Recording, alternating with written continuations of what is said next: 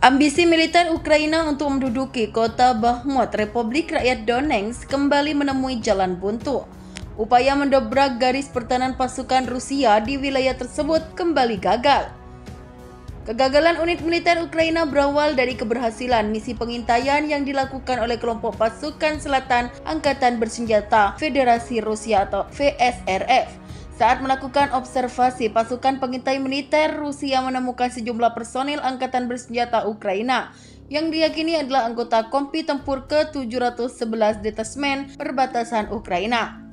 Kabar ini diungkap langsung oleh juru bicara kelompok pasukan selatan Kolonel Vadim Astafyev yang menyatakan konvoi militer Ukraina memasuki daerah Klevchenka, 9 km dari Bakhmut.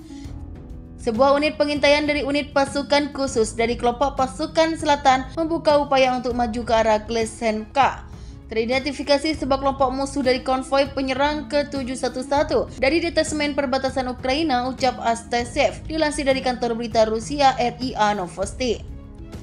Tak sendirian pasukan Ukraina ternyata dikawal oleh pesawat tempur dari wilayah udara.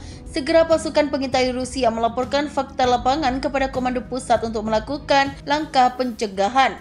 Unit artileri Korps Angkatan Darat ketiga Distrik Militer Selatan kemudian melancarkan serangan udara untuk melindungi dan menghalau tembakan pesawat tempur Ukraina.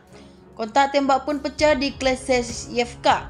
Astafyev menyatakan sebagian besar tentara Ukraina tewas dalam pertempuran, sementara pihaknya berhasil menangkap 2 lainnya. Pertempuran pun terjadi.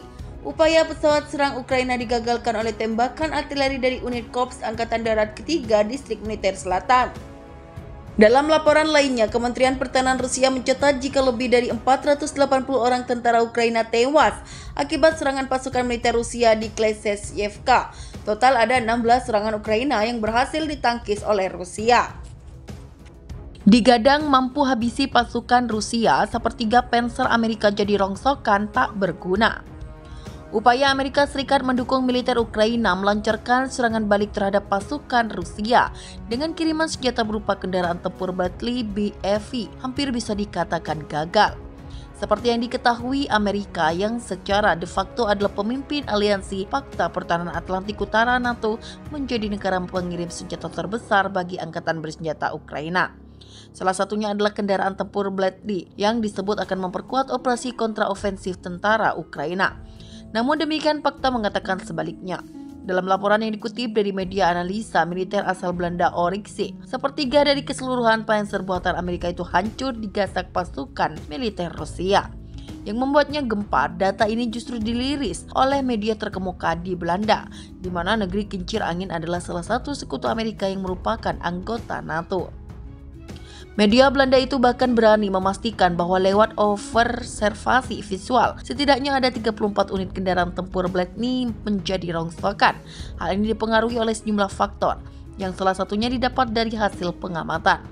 Saat ini dikonfirmasi secara visual bahwa 34 Bradley ditinggalkan, rusak atau dihancurkan.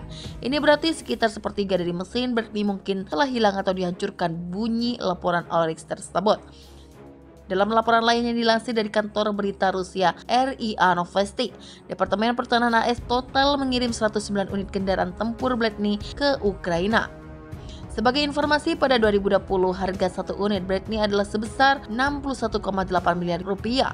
Jika melihat jumlah unit yang didaratkan Amerika di Kiev, maka Amerika sudah menggelontorkan dana sebesar 6,75 triliun rupiah.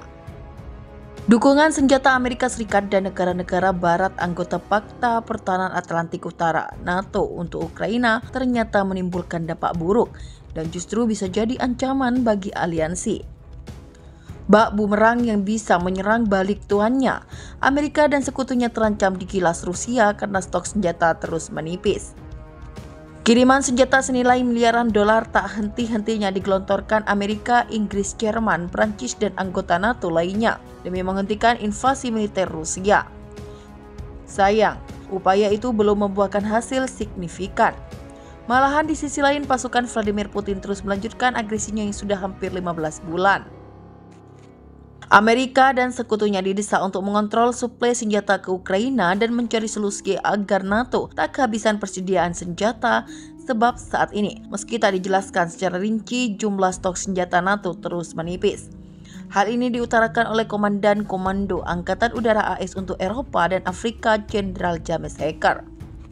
Timbunan senjata Amerika Serikat dan sekutunya di Organisasi Perjanjian Atlantik Utara NATO menjadi sedikit berbahaya tanpa solusi jangka pendek, ujar Hacker dikutip dari The Europa Times.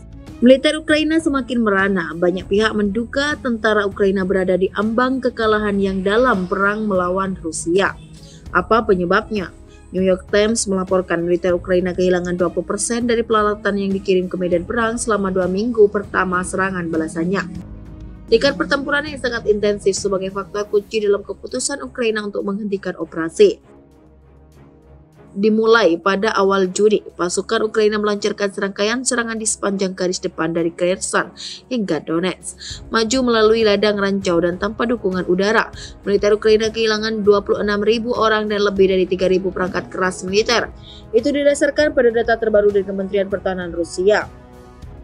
Kerugian Ukraina mencapai yang tertinggi selama 2 minggu awal serangan. New York Times mengutip pejabat Amerika dan Eropa yang tidak disebutkan namanya. Para pejabat ini mengatakan bahwa hingga 20% tank dan kendaraan lapis baja Ukraina dihancurkan dalam periode ini, termasuk banyak kendaraan yang disediakan oleh Barat. Untuk beberapa unit peralatan Barat hilang pada tingkat yang lebih tinggi, lanjut Times mengutip tokoh-tokoh dari organisasi pro-Ukraina.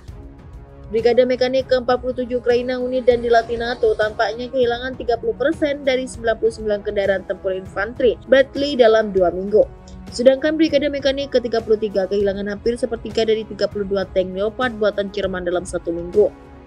Semuanya terbakar, kata seorang tentara Ukraina yang menyaksikan setidaknya 6 kendaraan Barat dihancurkan dalam satu serangan artileri Rusia.